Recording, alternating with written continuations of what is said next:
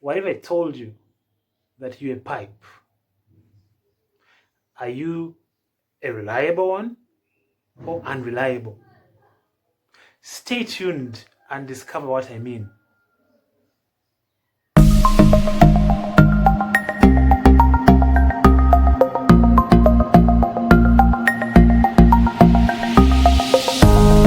This is IT Garage Season 1, episode number 4. Today's discussion is based on the poem Mere Vessels. Let's go right into it. Mere vessels. Behold, prosperity is useless to a dying man. When the final day clocks, no amount of money can recall your life. Shall we then put our trust in wealth? Behold, even good health fears death. Peter eats fish and Irish, melons and mangoes. He is strong and daring, but denies his master 1, 2, 3 times to escape death. The cock in shock laughs and faints. His master turns and looks. Oh, shall we put our trust in health?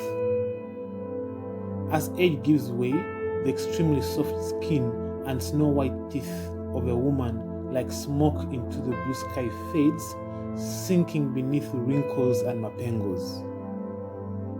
Shall we put our trust in beauty? Like visitors, all good things come and go. Like night birds, they land and soon fly away, emptying our hands and breaking our hearts to pieces. Are we too weak to hold back the things we treasure? Or rather ignorant to realize that not even our lives belong to us? Are we not vessels? Nothing but mere vessels? Can a cup prevent water from pouring out of it when its master turns it upside down? Can a guitar play its own music? Can a vessel terminate the role of its master? Is it productive to hope and trust in things that are here today and gone tomorrow? O tycoon of heaven, maker of duty and beauty, help our thick minds discover true security that's hidden in trusting thee. Weaken our wicked hands to let go of duty and beauty, health and wealth, committing them to thine hands.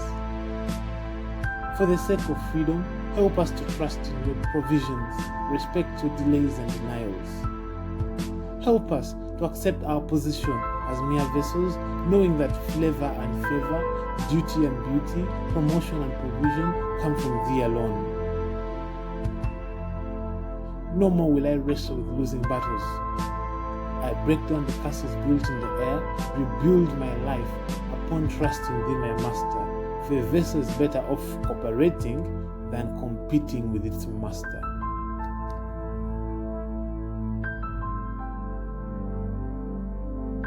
People have made money more important than their lives. Money is number one in their lives, and everything else follows. They'll trade their life, their soul, their family, their friends for money.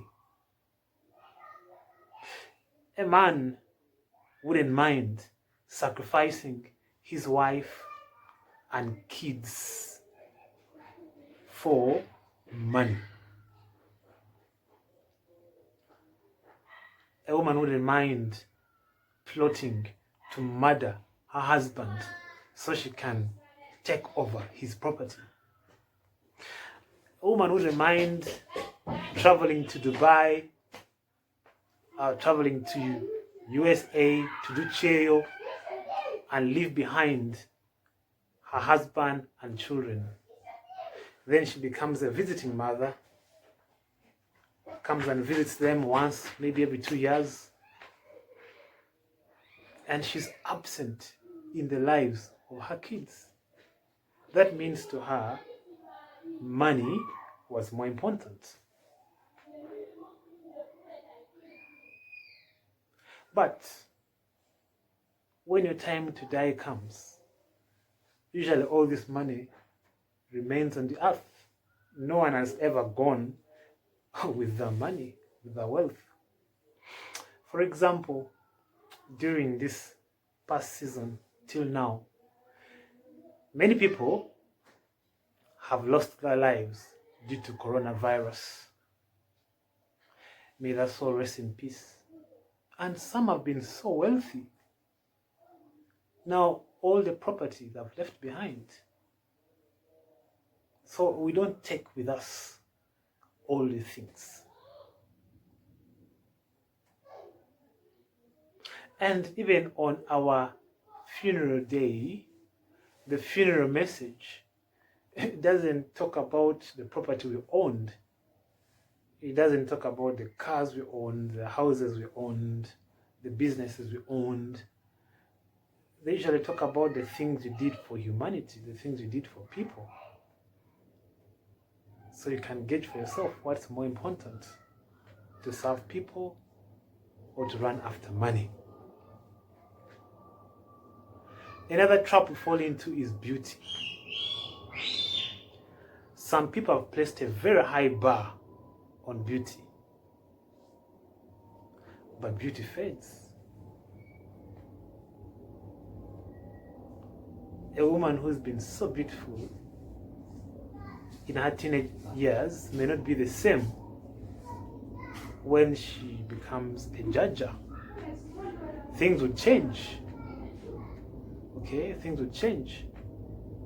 And sadly, some young men, okay, like us, some young men, I'm not saying me, but some young men definitely base the decisions of a partner on looks, strictly looks. Wants a very beautiful woman. But if you marry somebody just because they're so beautiful, what happens when they lose their beauty? What happens when she gives birth to the first, second, third kid and she loses her beauty? So beauty fades. So shall we trust in what fades? Another trap we have is health. We often think that being healthy is 100% guarantee that you have a long life. And often people who are sick look at the healthy and envy them.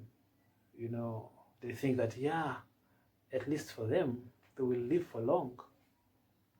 But there are many scenarios where healthy people have actually died before sick people, because there are many ways to die.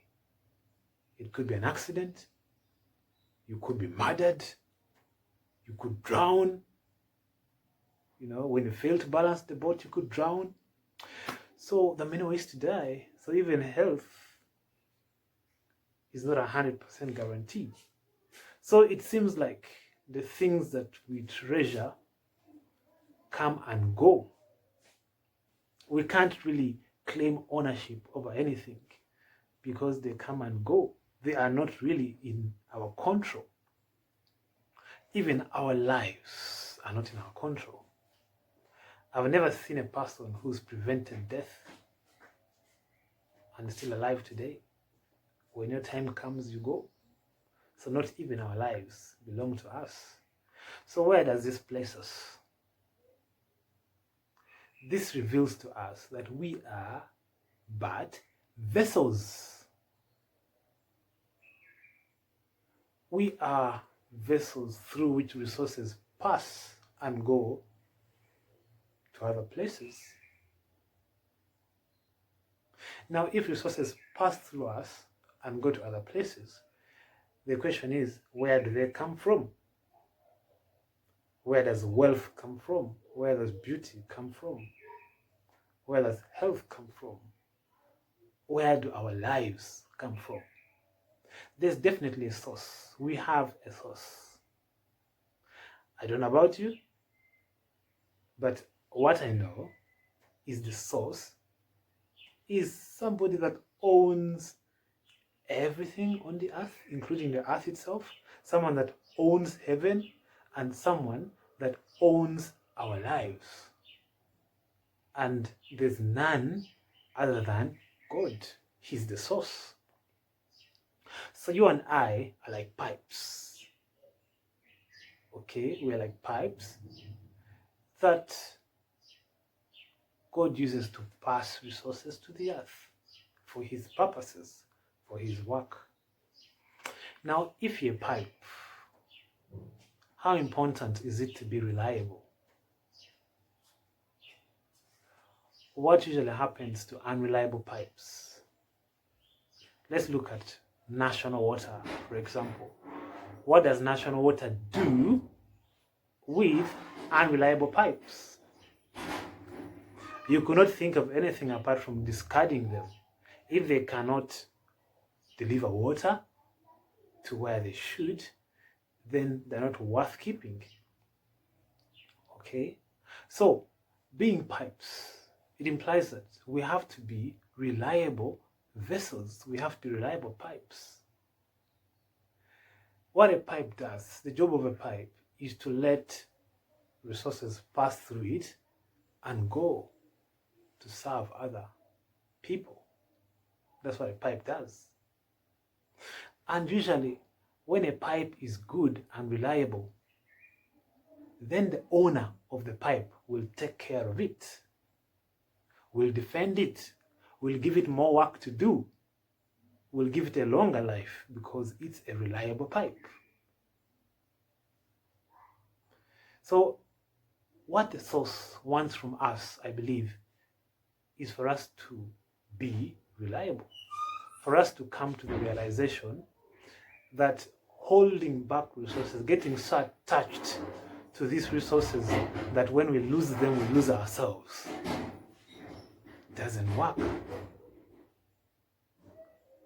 What the source expects is that we need to do his work and release the things. We've seen, for example, in government, unreliable pipes. You find a minister, a government worker, who swindles public funds. The money, the funds that should pass through him or her to the public for public use is held back. It doesn't reach the destination, so they become unreliable pipes. And usually what happens with such unreliable pipes, okay, is that they get fired. They get fired. So that's what happens when we are unreliable. So we must get this. We must come to the realization that we have to be reliable. In reliability, that's where promotion is. That's where provision is.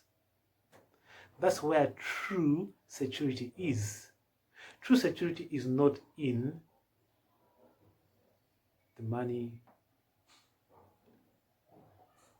the beauty, the health. True security is in the source, because it's the source that provides all the things. If the source holds back, then we'll have nothing. So, I and you are vessels. It's time to be reliable vessels. In your workplace, on your job that is, in your ministry, if you minister, in your marriage, in your friendship, in your business, are you a reliable vessel? Let's not get so attached to things. Let's rise above things. Let's rise above materialism, okay? And be willing to use them, be willing to lose them, trusting that we shall always have a supply. Okay, we'll have surplus coming from the source, and we keep releasing. Be kind, work hard, perform, do things, get things done. And when we are reliable pipes in our workplaces, in our marriages, in our friendships, in our ministries, then rewards and promotions are assured, because reliable pipes are taken good care of. Well, friends, that's our discussion for today on ID Garage.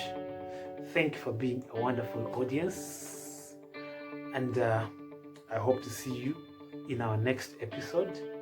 And many thanks to you who take time to watch this and take time to contribute ideas, to let me know what you think. It's awesome.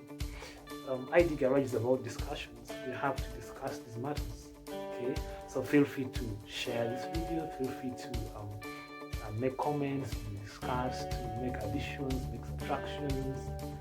You know, because we are all in this journey. Many thanks, and bye bye. Catch you next time.